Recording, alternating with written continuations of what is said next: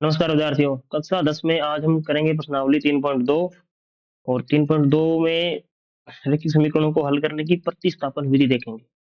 तो प्रतिस्थापन विधि को क्वेश्चन के साथ ही अपने समझ लेंगे। एक क्वेश्चन उठाएंगे, उसके अकॉर्डिंग ही प्रतिस्थापन विधि देखेंगे। क्वेश्चन नंबर 1 जो है उसमें दे रखा है दो समीकरण है और यहाँ से हमको प्रतिस्थापन विधि का उपयोग करते हुए x और y का मान निकालना है। तो इसको मैं समीकरण मान लेता हूँ 1 और इसको समीकरण मान लेते हैं अपने 2। अब दो समीकरण दी होगी, दोनों में से कोई भी एक समीकरण आपको उठानी है और उस समीकरण से चर जो x और y है इनकी वैल्यू निकालनी है। चाहो तो आप x की निकाल लो, चाहो तो आप y की।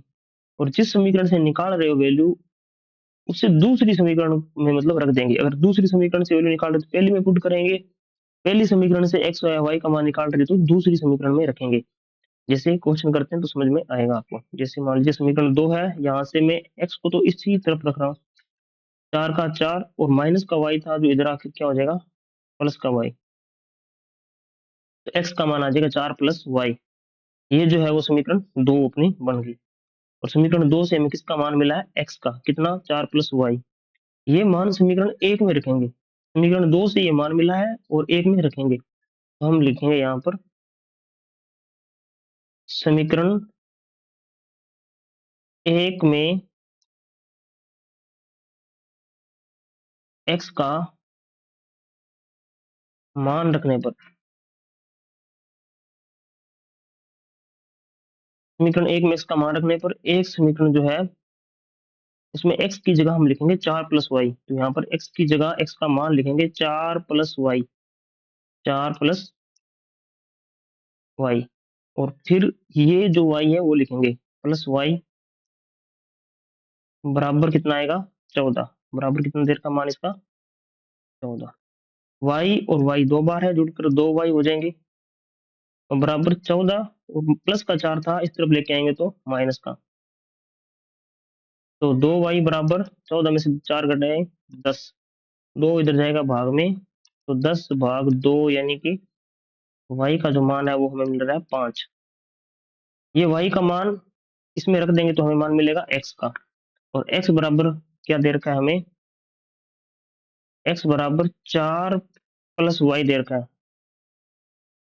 और 4 का 4 और y का मान 5, तो 4 प्लस 5 9, x का मान आ रहा है 9। तो पहली समीकरण को इस दोनों समीकरणों के मान संतुष्ट करेंगे। देखो x का 9 आ रहा है, y का 5, तो 9 प्लस 5 14 होता है और 9 माइनस 5 4 होता है। तो यहाँ से x और y के मान हमें मिल गए। यहाँ पे से इसको पढ़ सकते हैं कि दो संख्या है जिनका जोड़ 14 आ रहा है, घटाव 4 आ रहा है, यानी कि अंतर उनका 4 है।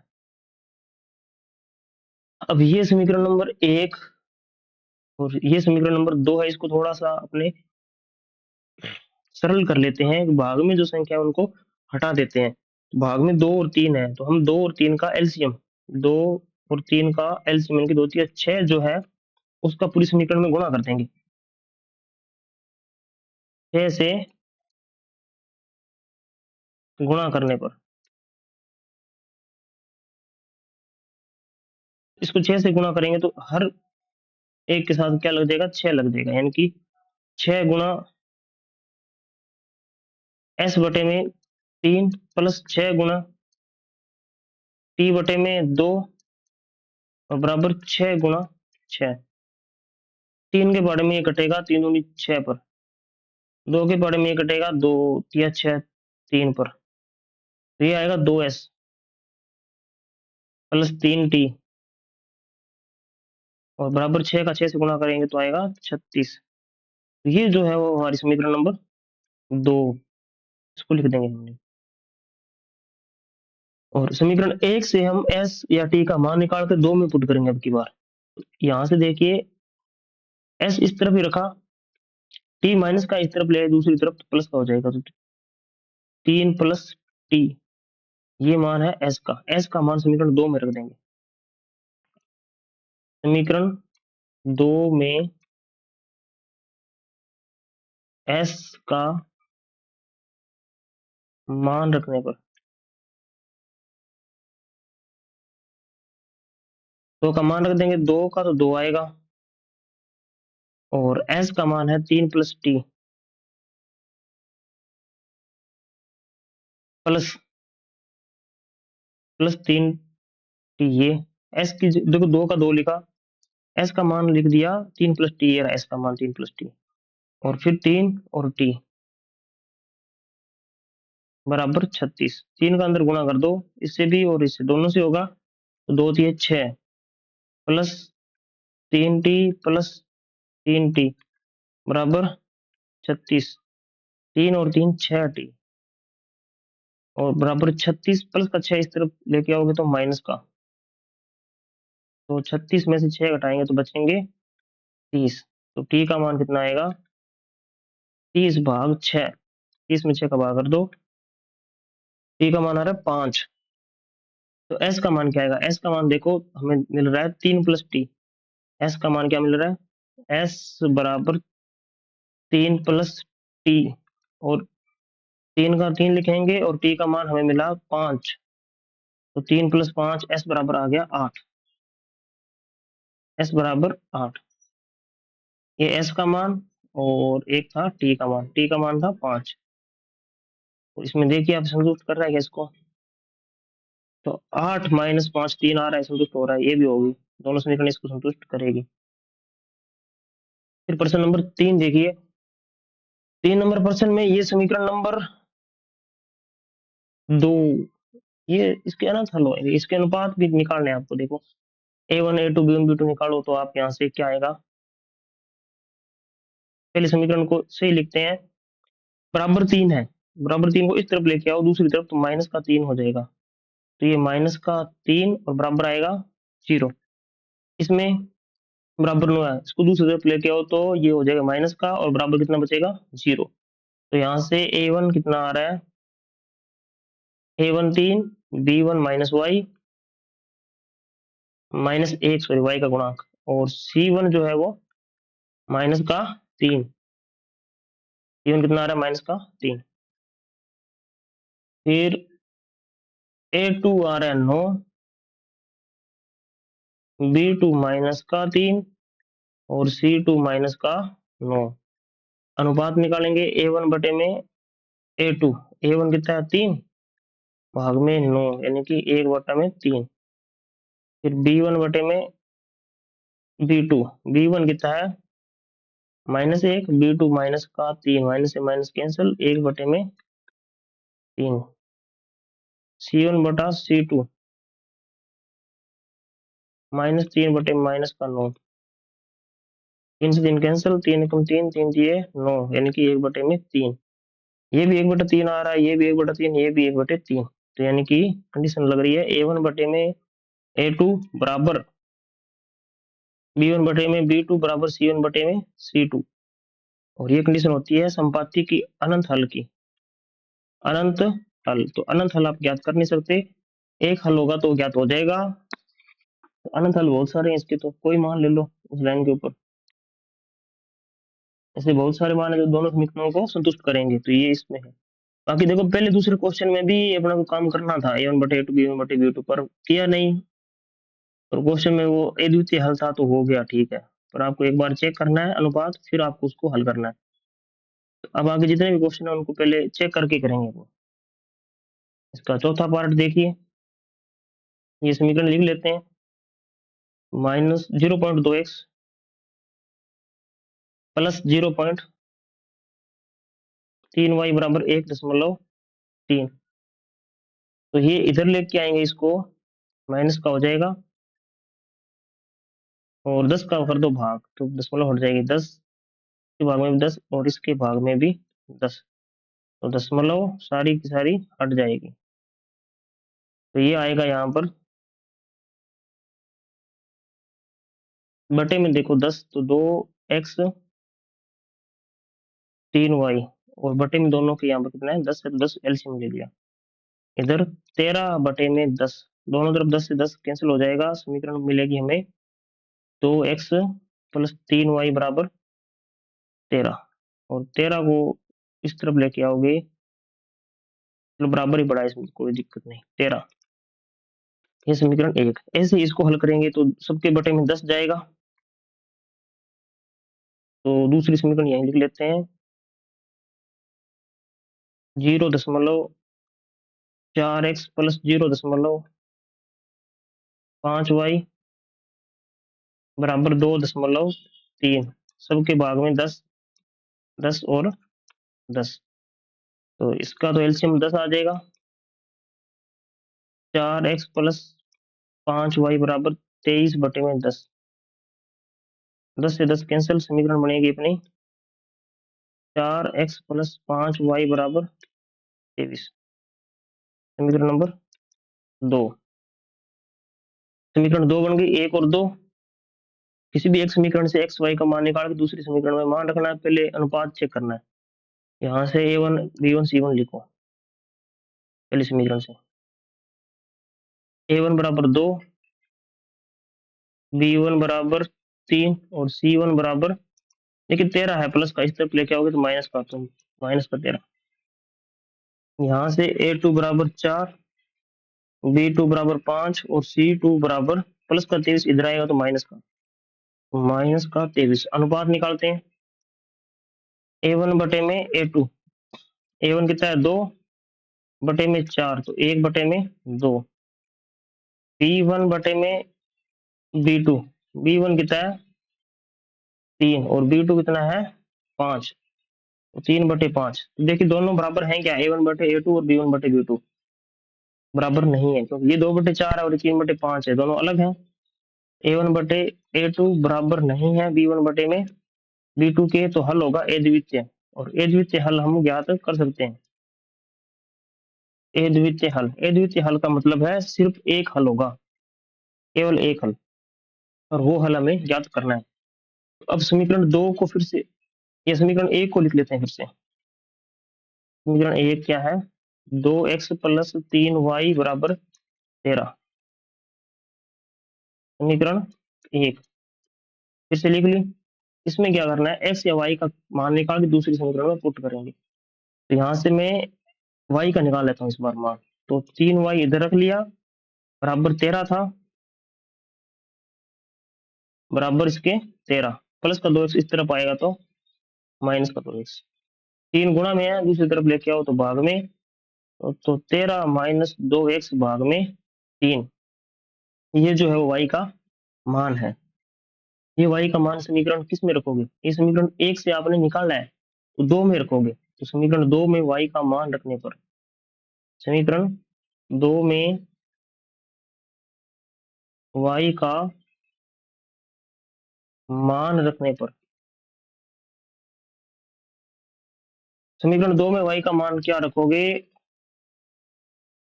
समीकरण 2 हमें दे रखी है ये, समीकरण 2 क्या दे रखी है, समीकरण 2 ये है 4x प्लस 5 और y का मान है 13 माइनस 2x और भाग में 3। ये y का मान समीकरण 2 में रखेंगे। और समीकरण 2 में 4x का 4x, 5 का 5, y का मान रख दिया, बराबर कितना आएगा 23। तो बराबर इसमें लिख देते हैं 23। अब देखिए इनका एलसीएम निकालोगे तो क्या आएगा, 3, 3 का गुणा होगा 4 से, तो 4 थी 12x। इसका अंदर गुणा करो 5 का 13 से होगा, फिर 2 से भी होगा, 13 5 65 और माइनस 5 2 10 बराबर 23। 12x में से 10x घटाए तो 2x बचेंगे, प्लस का 65 और बराबर 23 गुणा 3, भाग में था 3, दूसरी तरफ जाएगा तो गुणा में, 23 69 और प्लस का 65 इस तरफ लेके आओ तो माइनस का, तो कितना बचा 4, 2 गुणा में है, दूसरी तरफ आएगा तो भाग में, तो x बराबर 4 भाग 2, यानी कि x का मान आया 2। x का मान 2 आया। x का मान समीकरण यहीं रख दो आप, x का मान, y बराबर अपना था, y बराबर है 13 माइनस 2x भाग में 3, और x की जगह क्या लिख दो, x की जगह 2 और 2 लिख दो। ये 2 तो ये है और 2 x का मान, तो 13 माइनस 4 भाग 3, तो 13 में से 4 गए 9, 9 में करो भाग 3 का, 9 में 3 का भाग किया तो 3 3 9, ये आया y का मान। x और y के मान हमें मिल रहे हैं। पांचवा प्रश्न देखिए, पांचवें प्रश्न में ये है समीकरण 1 और ये है समीकरण 2। इससे x y का मान निकाल लेते हैं। समीकरण 2 से √3x बराबर √8y और x बराबर √8y बटे में √3। देखिए इनका अनुपात बराबर नहीं आ रहा है। इसका और इसका भाग करोगे तो 2/3 रूट का, और इसका भाग करोगे 3/√8 माइनस के, तो बराबर नहीं आ रहे, तो यानी कि एक द्वितीय हल होंगे। a1/a2 b1/b2 c1/c2 आप निकाल लोगे, एक द्वितीय हल आएंगे। ये समीकरण 2 से मान निकाला, समीकरण 1 में रखेंगे। तो समीकरण 1 में x का मान रखने पर, समीकरण 1 में x का मान क्या रखोगे, √2 का √2 आएगा और x की जगह आएगा √8 बटे में √3y प्लस √3y बराबर 0। देखिए y दोनों में है तो y तो ले लिया हमने कॉमन। यहाँ क्या बचा, 8 का 2 से गुणा करेंगे √16 भाग में √3 और प्लस में √3 और बराबर कितना, 0।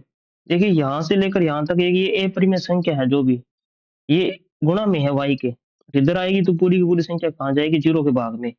और 0 में किसी भी संख्या का भाग करते हैं तो क्या आता है, 0। तो y का मान यहाँ से हमें मिलेगा 0। y का मान 0 है तो x का मान क्या आएगा, तो x बराबर हमारे पास है √8 बटे में √3 और y का मान 0 है। y का मान कितना है, 0। तो x बराबर √8 बटे में √3 गुणा 0।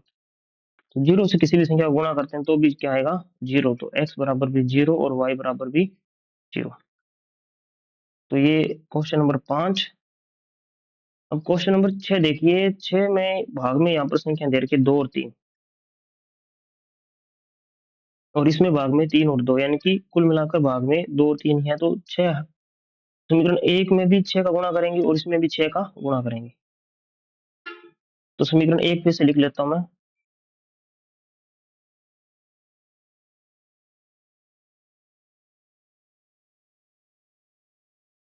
3x भाग 2 माइनस 5y भाग 3 बराबर माइनस का 2।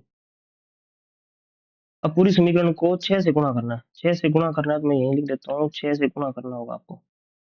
गुणा 6 गुणा 6 और गुणा 6। 3 के पढ़े में 6 कितने पे आता है, 2 के पढ़े में, सॉरी 3 पर, और 3 के पढ़े में 6 आता है 2 पर। तो यहाँ से क्या मिलेगा आपको, 3 3 9x, 9x माइनस का 10, 2 5 10 और बराबर माइनस का 6 2 12। यहाँ से x का मान निकाल लेते हैं, तो 9x बराबर माइनस का 10 y इस तरफ आएगा तो प्लस का, और ये माइनस का 12 था। 9 दूसरी तरफ लेके आओ तो भाग में, तो 10y माइनस 12 भाग में कितना आएगा, 9। अब ये जो मान x का मिल गया, अब हमें चाहिए मान y का। तो y का मान निकाल लेंगे x का मान इसमें पुट करके। तो समीकरण 2 फिर से 2 लिखते हैं पहले, तो समीकरण 2 को थोड़ा सा हल कर लेते हैं। समीकरण 2 है हमारी, x बटे में 3 प्लस y बटे में 2 बराबर 13 बटे में 6। इसमें भी पूरी समीकरण को हम 6 से गुणा करेंगे, या आप एलसीएम ले लो इसमें, तो इसमें क्या ले लो, एलसीएम। एलसीएम लिया तो 2 6 6, 2 का गुणा इधर, 3 का इधर, तिरछा, तो 2x 3y बराबर 13 बटे में 6। 6 से 6 कैंसिल हो जाएगा, क्या बचा, 2x प्लस 3y बराबर 13। ये समीकरण 2 में मान रख देंगे। समीकरण 2 में x का मान रखने पर समीकरण 2 में x का जो मान है वो रखेंगे। x का मान ये रहा हमारे पास, ये x का मान समीकरण 2 में रखेंगे। 2 का 2 जहां पर x है उसकी जगह ये लिख देंगे, 10 माइनस 12 बटे में 9। और प्लस 3y, 3y और बराबर में 13। 2 का अंदर गुणा करो, 2 का 10 से करोगे तो 10 दुए 20, 20y माइनस 12 दुए 24, और एलसीएम इसका और इसका 9 आएगा। 9 का गुणा होगा इससे, तो 9 या 27y बराबर 13। 20y और 27y, 20 और 27 कितने हो जाएंगे 47, माइनस का 24, और 9 का गुणा होगा 13 से। 13 में कितना आता है 117, माइनस का 24 इस तरफ लेके आओगे तो प्लस का, और इधर बचा 47y, और इनका प्लस कर दो तो कितना आ रहा है 7 और 4 11, 11 और 12 और 2 14, 140। तो 7 या 21, 2 में 7 या 21, 3 चौके 12 और 2 14, 3 पर कट रहा है पूरा पूरा। तो y का मान मिल रहा है हमें 3, y का 3 मिल रहा है। x का क्या आएगा, x बराबर था 10y माइनस 12 भाग में 9, तो y का मान 3 रखेंगे तो कितना आएगा 10 गुणा 3 माइनस 12 भाग में 9, 10 या 30 माइनस 12 भाग में 9, 30 में से 12 घटाओ कितने बचेंगे 18, तो 18 भाग में 9, यानी कि x का मान आ जाएगा 9 दुए 18, 2, x का मान 2, y का 3। यहाँ तक ये क्वेश्चन नंबर 1 जो है वो कंप्लीट हो गए। एक के सभी पार्ट जो है हमने पूरे कर लिए। इसमें कोई डाउट हो आपको तो आप पूछ लेना।